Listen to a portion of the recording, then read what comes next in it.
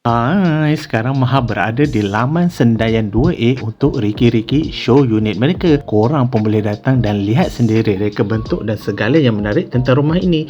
Jom kita masuk. Paling menarik, rumah ini telah dilengkapi sistem rumah pintar daripada pintu masuk hingga ke dalam rumah untuk mengawal segala peralatan elektrik. Semuanya telah tersedia tahu. Rumah ini 2 tingkat berkeluasan 20x70 hingga 75 dengan total 2148 square feet, sesuai untuk mereka yang berkeluarga besar dan ramai. Tengok saja ruang tamu dan ruang makan sangat selesa untuk waktu berharga bersama keluarga. Bahagian paling disukai ibu-ibu adalah bahagian dapur yang luas dengan dekorasi yang menarik.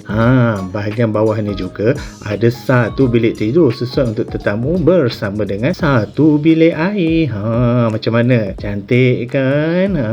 Luas. Jom kita naik tangga. Tingkat atas pula ada ruang keluarga dengan shieling yang tinggi mendapatkan yang lebih besar. Di bahagian atas ni ada 3 lagi bilik, iaitu bilik tidur utama bersama dengan bilik air yang tersendiri.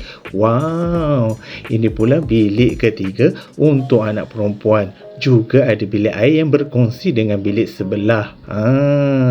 Serta satu lagi bilik tidur untuk anak lelaki. Jadi bolehlah asingkan anak untuk lebih privasi. Kalau korang nak datang tengok rumah ni, Maha cadangkan korang datang pada 10 dan 11 Jan 2026 sempena dengan Per and Play Show Home Day. Ada berbagai aktiviti menarik dan juga hadiah untuk korang menangi. Jadi layari matrix2go.com sekarang juga.